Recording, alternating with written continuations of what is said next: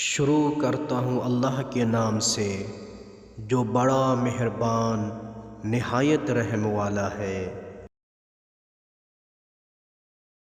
ایک بار رسول اکرم صلی اللہ علیہ وآلہ وسلم نے شیطان کو دیکھا کہ بہت کمزور و لاغر نظر آ رہا تھا۔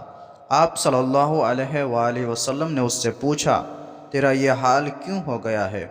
شیطان نے کہا، اے رسول خدا صلی اللہ علیہ وآلہ وسلم، آپ صلی اللہ علیہ وآلہ وسلم کی امت کے 6 کاموں کے باعث پریشان ہوں۔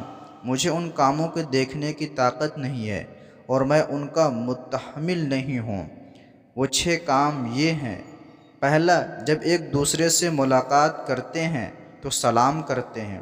دوسرا، ایک دوسرے سے مصافحہ کرتے ہیں۔ تیسرا، ہر کام کا ارادہ کرنے سے قبل انشاءاللہ کہتے ہیں۔ چوتھا، گناہ ہو جائے تو استغفار کرتے ہیں۔ پانچواں، آپ صلی اللہ علیہ وآلہ وسلم کا نام سنتے ہیں، صلوات پڑھتے ہیں۔ چھٹا، ہر کام کی ابتدا میں بسم اللہ الرحمن الرحیم کی تلاوت کرتے ہیں۔ سب سے بڑا بخیل کون ہے؟ حضرت رسول اکرم صلی اللہ علیہ وآلہ وسلم نے فرمایا، سب سے بڑا بخیل وہ شخص ہے جو کسی مسلمان کے پاس سے گزرتا ہے اور سلام نہیں کرتا۔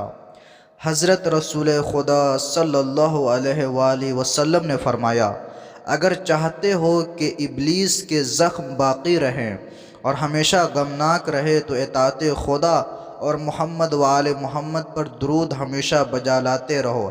اگر تم نے ایسا نہ کیا تو ابلیس کے اسیر ہو جاؤ گے اور اس کے لشکر تم پر سوار ہو جائیں گے۔